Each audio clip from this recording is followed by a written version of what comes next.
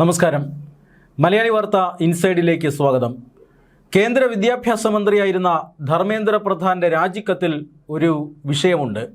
അതായത് താൻ രാജിവെക്കുന്നതിന് കാരണം ദില്ലിയിൽ നടക്കുന്ന പ്രക്ഷോഭങ്ങൾ രാജ്യവിരുദ്ധ ശക്തികൾ ആയുധമാക്കുന്നത് കൊണ്ടാണ്, രാജ്യമാണ് തനിക്ക് പ്രധാനം, പദവിയല്ല എന്ന് പറഞ്ഞുകൊണ്ടാണ് ധർമ്മേന്ദ്ര പ്രധാൻ രാജിവെക്കുന്നത്. അപ്പോഴൊക്കെ ഇതൊരു ഒഴിവുകഴിവായിട്ടാണ് നമുക്ക് തോന്നിയത്.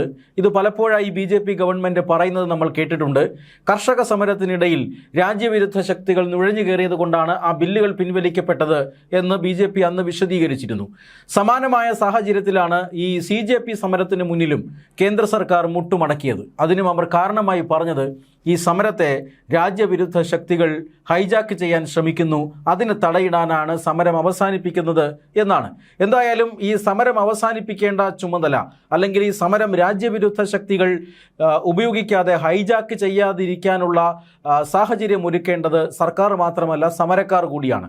എന്തായാലും നമ്മുടെ രാജ്യത്തിന് വേണ്ടിയായിരുന്നു സമരമെങ്കിൽ, നമ്മുടെ രാജ്യത്തിൻ്റെ വിദ്യാർത്ഥികൾക്ക് വേണ്ടിയിട്ടായിരുന്നു സമരമെങ്കിൽ, ആ സമരത്തിൽ അക്രമ പ്രവർത്തനങ്ങൾ നടക്കാതിരിക്കാനും ആ സമരത്തിൽ ഗുണ്ടകൾ നുഴഞ്ഞു കയറാതിരിക്കാനും രാജ്യവിരുദ്ധ ശക്തികളും ഭീകരവാദികളും അവിടെ എത്താതിരിക്കാനുമുള്ള പ്രാഥമികമായ മുൻകരുതലുകൾ സമരക്കാരും അതുപോലെ തന്നെ സർക്കാരും എടുക്കേണ്ടതുണ്ട്. എന്തായാലും സർക്കാർ അവരുടെ ഭാഗം ഭംഗിയായി നിർവഹിച്ചു. പക്ഷേ ഈ ഒരു വിഷയത്തെക്കുറിച്ച് ഇതുവരെയും CJP അഭിപ്രായം പറഞ്ഞിട്ടില്ല. എന്നാൽ സർക്കാരിൻ്റെ ഈ വാദങ്ങൾ ശരിയാണ് എന്ന് തോന്നിപ്പിക്കുന്നതിൻ്റെ ചില സൂചനകളാണ് കഴിഞ്ഞ 2-3 ദിവസമായി പുറത്തു വന്നുകൊണ്ടിരിക്കുന്നത്. അതിലൊന്ന് ബംഗാൾ പോലീസിൻ്റെ വിശദീകരണമാണ്. ബംഗാൾ പോലീസ് ഒരു ഭീകരനെ പിടികൂടുന്നു. ജെയ്ഷെ മുഹമ്മദുമായി ബന്ധമുള്ള ഒരു ഭീകരനാണ് ഇയാളും അതുപോലെ തന്നെ അയാളുടെ പെൺ സുഹൃത്തും അറസ്റ്റിലാകുന്നു. ഇവർ രണ്ടുപേരും ചേർന്ന് സംസ്ഥാനത്തെ ഒരു മന്ത്രിയുടെ മകനെ ഹണി ട്രാപ്പിൽ പെടുത്താൻ ശ്രമിക്കുന്നു. സംസ്ഥാനത്തെ മുഖ്യമന്ത്രിയെ വകവരുത്താൻ ശ്രമിക്കുന്നു. മുഖ്യമന്ത്രിയുടെ യാത്രകളെക്കുറിച്ചുള്ള വിവരങ്ങൾ ചോർത്തി പാകിസ്ഥാൻ ഹാൻഡിലർമാർക്ക് നൽകുന്നു. മാത്രമല്ല, ഈ ജന്തർ മന്ദറിൽ നടക്കുന്ന സമരത്തിലേക്ക് നുഴഞ്ഞു കയറാനായി ഒരു പോലീസ് യൂണിഫോം സംഘടിപ്പിക്കാനായി നിർദ്ദേശം ഇവർക്ക് പാകിസ്ഥാനിൽ നിന്ന് ലഭിക്കുന്നു. ഇതൊക്കെ കൃത്യമായി ചാറ്റുകളടക്കം തെളിവുകളോടുകൂടിയാണ് ബംഗാൾ പോലീസ് പൊക്കുന്നത്. ബംഗാൾ പോലീസ് ഈ വിവരം പുറത്തു പറഞ്ഞപ്പോൾ ചിലരെങ്കിലും അത് വിശ്വസിക്കാൻ സാധ്യതയില്ല. കാരണം ബംഗാൾ പോലീസ് അങ്ങനെ കള്ളം പറയുന്ന പോലീസല്ല. ഒരു പോലീസും, ബംഗാൾ പോലീസ് എന്ന് മാത്രമല്ല, രാജ്യസുരക്ഷയുമായി ബന്ധപ്പെട്ട വിഷയത്തിൽ ഇത്തരം കാര്യങ്ങളിൽ നുണ പറയാൻ പ്രയാസമാണ്. കാരണം ബംഗാൾ പോലീസ് തെളിവുകളടക്കമാണ് തങ്ങളുടെ പക്കൽ ഉള്ളത് എന്ന് പറയുന്നുണ്ട്. എന്തായാലും ഈ ഭീകരനെ കോടതിയിൽ ഹാജരാക്കേണ്ടതാണ്. ഇന്ത്യക്കാരനാണ് ഇയാൾ. പാകിസ്ഥാനിൽ നിന്ന് ലഭിക്കുന്ന നിർദ്ദേശമനുസരിച്ചിട്ടുകൊണ്ടാണ് ഇയാൾ പ്രവർത്തിച്ചുകൊണ്ടിരുന്നത്. അതുകൊണ്ട് തന്നെ അങ്ങനെ നുണ പറഞ്ഞ് തെളിവുകൾ ഫ്രെയിം ചെയ്യാനൊന്നും കഴിയില്ല. പക്ഷേ ബംഗാൾ പോലീസ് അവിടെ ഒരു BJP സർക്കാരാണ് നിലവിലുള്ളത് എന്നുള്ളത് കൊണ്ട് തന്നെ ചിലരെങ്കിലും ബംഗാൾ പോലീസിനെ അവിശ്വസിക്കാൻ സാധ്യതയുണ്ട്. അതായത് ഈ CJP സമരത്തിന് മുന്നിൽ കുട്ടിയതിലുള്ള ജാള്യത കാരണം BJP ഓരോരോ കഥകൾ ഉണ്ടാക്കുന്നുണ്ട് എന്ന് പറയുന്നവരുണ്ട്. ഇന്ത്യയും പാകിസ്ഥാനും തമ്മിലുള്ള യുദ്ധത്തിന് പോലും കാരണം ഈ ഇന്ത്യയിലെ രാഷ്ട്രീയ സാഹചര്യങ്ങളാണ് എന്ന് പറഞ്ഞ് രംഗത്തെത്തിയവരെ നമ്മൾ കണ്ടതാണ്. പക്ഷേ ബംഗാൾ പോലീസ് അവിടെ ഒരു BJP സർക്കാരാണ് എങ്കിൽ സമാനമായ വാദഗതിയുമായി, അല്ലെങ്കിൽ ബംഗാൾ പോലീസിൻ്റെ അവകാശവാദവുമായി ചേർന്ന് പോകുന്ന മറ്റൊരു കണ്ടെത്തലുമായി ഇപ്പോൾ പഞ്ചാബ് പോലീസും രംഗത്ത് വന്നിരിക്കുകയാണ്. പഞ്ചാബിൽ ഭരിക്കുന്നത് BJP അല്ല. മാത്രമല്ല, ഈ CJP സമരത്തെ അങ്ങേയറ്റം പിന്തുണയ്ക്കുന്ന ആം ആദ്മി പാർട്ടിയുടെ സർക്കാരാണ് അവിടെ ഭരിക്കുന്നത്. ആം ആദ്മി പാർട്ടി സർക്കാരിന് കീഴിലാണ് പഞ്ചാബ് പോലീസ് ഉള്ളത്. പഞ്ചാബ് പോലീസ് കുറച്ചുകൂടി അതീവ ഗുരുതരമായ ചില വെളിപ്പെടുത്തലുകൾ നടത്തുകയാണ്.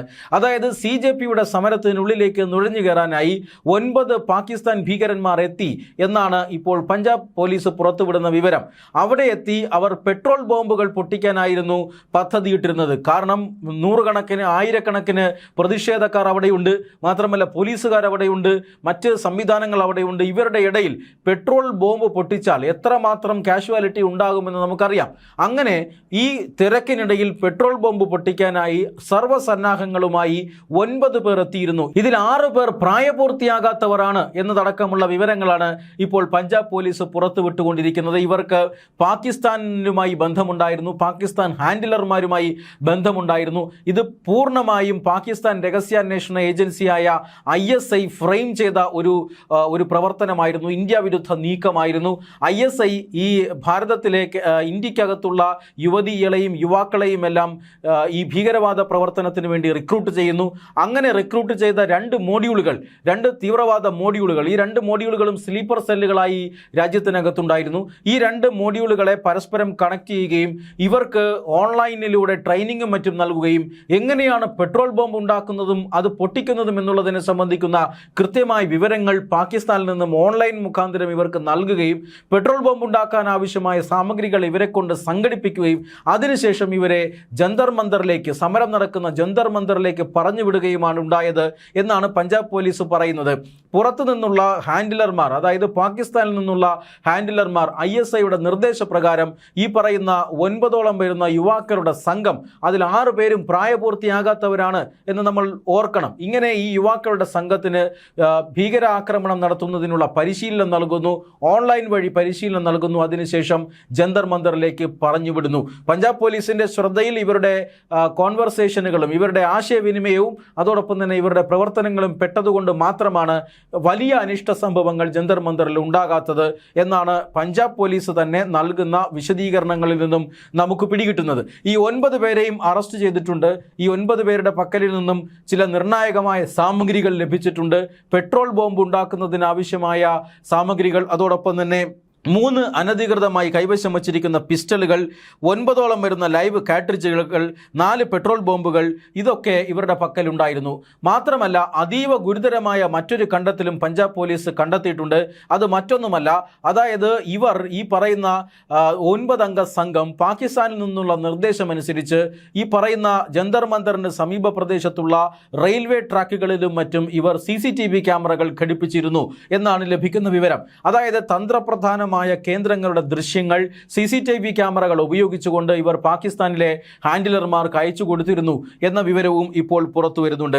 അതായത് ഈ ഓൺലൈനിലൂടെ ഈ പറയുന്ന യുവതി യുവാക്കളെ റിക്രൂട്ട് ചെയ്യുക, ഇതിൽ 6 പേരും പ്രായപൂർത്തിയാകാത്തവരാണ് എന്നോർക്കുക, അവരുടെ മനസ്സിലേക്ക് തീവ്രവാദം കുത്തിവെക്കുക, അവർക്ക് മോഹന വാഗ്ദാനങ്ങൾ നൽകുക, അതിനുശേഷം പെട്രോൾ ബോംബ് ഉണ്ടാക്കുന്നതിനെ കുറിച്ച് അവർക്ക് പഠിപ്പിച്ചു കൊടുക്കുക.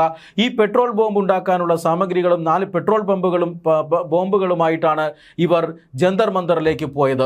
തീർച്ചയായും ജന്തർ മന്ദറിൽ രാജ്യവിരുദ്ധ ശക്തികൾ ഇടപെടുന്നുണ്ട് എന്ന വാർത്ത, അങ്ങനെയുള്ള ചില സൂചനകൾ ഇന്ത്യൻ രഹസ്യാന്വേഷണ ഏജൻസികൾക്ക് നേരത്തെ തന്നെ ലഭിച്ചിരുന്നു. ഇതിൻ്റെ അടിസ്ഥാനത്തിലാണ് പഞ്ചാബ് പോലീസ് ഇവിടെ ആക്ട് ചെയ്തിരിക്കുന്നത്. പഞ്ചാബ് പോലീസിന് കൃത്യമായി എന്താണ് നടന്നത് എന്നുള്ളതിനെക്കുറിച്ചുള്ള വിശദമായ വിവരങ്ങൾ ലഭിക്കുന്നു. അതിൻ്റെ അടിസ്ഥാനത്തിലാണ് 9 പേരെ പഞ്ചാബ് പോലീസ് പിടികൂടുന്നത്. അതോടുകൂടി ഈ ഒരു ആക്രമണ ശ്രമം, ബോംബ് ആക്രമണ ശ്രമം പാളിപ്പോവുകയായിരുന്നു എന്നാണ് ഇപ്പോൾ ലഭിക്കുന്ന വിവരം. പഞ്ചാബ് പോലീസ് ഈ പങ്കുവയ്ക്കുന്ന വിവരം കഴിഞ്ഞ ദിവസം ബംഗാൾ പോലീസ് പങ്കുവച്ച വിവരങ്ങളുമായി ചേർന്ന് പോകുന്നതാണ്. അതായത് ഈ ജന്തർ മന്ദറിൽ നടക്കുന്ന സമരം, ആ സമരത്തിലേക്ക് നുഴഞ്ഞുകയറി പാകിസ്ഥാൻ ഭീകരവാദ സംഘടനകൾ അനാവശ്യമായ പ്രശ്നങ്ങളും അതിക്രമങ്ങളും സൃഷ്ടിക്കാൻ പദ്ധതിയിട്ടിരുന്നു. അതിൻ്റെ ഭാഗമായിട്ടാണ് കഴിഞ്ഞ ദിവസം ജെയ്ഷെ മുഹമ്മദ് ഭീകരനെ പിടികൂടിയത്. ഇയാൾ പോലീസ് യൂണിഫോം സംഘടിപ്പിച്ച് കൊടുത്തിട്ടുണ്ടോ എന്നറിയില്ല. അതിൻ്റെ അനന്തര നടപടികൾ എന്താണെന്ന് അറിയില്ല. തീർച്ചയായും പോലീസ് ഇതുമായി ബന്ധപ്പെട്ട വിവരങ്ങൾ ശേഖരിച്ചിട്ടുണ്ട്. ഇങ്ങനെ പോലീസ് യൂണിഫോം എന്ന് പറഞ്ഞാൽ ഈ പറയുന്ന സമരം നടക്കുന്ന ആളുകളുടെ ഇടയിലേക്ക് നുഴഞ്ഞു കയറി പോലീസ് യൂണിഫോമിൽ നിന്നുകൊണ്ട് സമരക്കാരെ എന്തെങ്കിലും ചെയ്യുക എന്നതായിരിക്കാം അവരുടെ ഉദ്ദേശം. ഒരുപക്ഷെ വരാൻ പോകുന്നത് ഒരു ജെയ്ഷെ മുഹമ്മദ് ഭീകരനായിരിക്കാം. അയാൾക്ക് വേണ്ടിയായിരിക്കാം ഈ പോലീസ് യൂണിഫോം സംഘടിപ്പിക്കാൻ കഴിയുമോ എന്ന് പാകിസ്ഥാനിൽ ഇരുന്നു കൊണ്ട് ഈ പറയുന്ന അറസ്റ്റിലായ വ്യക്തിയോട് ചോദ്യങ്ങൾ ചോദിച്ചിരിക്കുന്നത്. സമാനമായ സാഹചര്യം തന്നെയാണ് ഇവിടെയുമുള്ളത്. പ്രായപൂർത്തിയാകാത്തവരുൾപ്പെടെ ഒരു 9 അംഗ സംഘത്തെയാണ് ഇവിടെ പാകിസ്ഥാൻ സമരത്തിനിടയിൽ നുഴഞ്ഞു കയറി സ്ഫോടനം നടത്താനായി പദ്ധതിയിട്ടിരുന്നത്. അത് പ്രത്യേകിച്ചും പോലീസ് ഉദ്യോഗസ്ഥരെ ലക്ഷ്യമിട്ടുകൊണ്ടാണ്, ദില്ലി പോലീസ് ഉദ്യോഗസ്ഥരെ ലക്ഷ്യമിട്ടുകൊണ്ടാണ് ആക്രമണങ്ങൾ നടത്താൻ ഇപ്പോൾ പദ്ധതിയിട്ടിരുന്നത്. ദില്ലി പോലീസും CJPയും തമ്മിൽ വലിയ സംഘർഷം അവിടെ ഉണ്ടായിരുന്നു. ആ സംഘർഷത്തിനിടയിൽ നിരവധി വിദ്യാർത്ഥികൾക്കും മറ്റും പരിക്കേൽക്കുന്ന സാഹചര്യം ഉണ്ടായിരുന്നു. ഈ പോലീസ് അതിക്രമത്തെക്കുറിച്ച് ഇന്ത്യയിലെമ്പാടും ചർച്ച നടക്കുകയാണ്. ഈ സാഹചര്യത്തിലാണ് അവിടെ സ്ഥിതിഗതികൾ വഷളാക്കാൻ പാകിസ്ഥാൻ ഭീകരർ ഇടപെട്ടിരുന്നു എന്ന വാർത്ത വരുന്നത്. കഴിഞ്ഞ ദിവസമാണ് ആദ്യത്തെ വാർത്ത ബംഗാൾ പോലീസിന്റെ ഭാഗത്തു നിന്ന് വരുന്നത്. ഇപ്പോഴിതാ പഞ്ചാബ് പോലീസിന്റെ ഭാഗത്തു നിന്നും അത്തരമൊരു വാർത്ത വന്നിരിക്കുന്നു. ജന്തർ മന്ദർ വിഷയവുമായി ബന്ധപ്പെട്ട് ആം ആദ്മി പാർട്ടിക്കുള്ള ഒരു നിലപാടല്ല ഇപ്പോൾ ആം ആദ്മി പാർട്ടിയുടെ കീഴിലുള്ള പോലീസിനുള്ളത് എന്ന് വ്യക്തമാവുകയാണ്. രാജ്യവിരുദ്ധ ശക്തികളെ അവർ നേർക്കുനേർ നേരിടുകയാണ്. അതിൻ്റെ ഭാഗമായിട്ടാണ് ഇപ്പോൾ ഈ 9 പേരെ പിടികൂടിയിരിക്കുന്നത്. കൂടുതൽ ആളുകൾ ആ സംഘത്തിലുണ്ടോ എന്ന കാര്യം വിശദമായി അന്വേഷിച്ചു വരികയുമാണ്.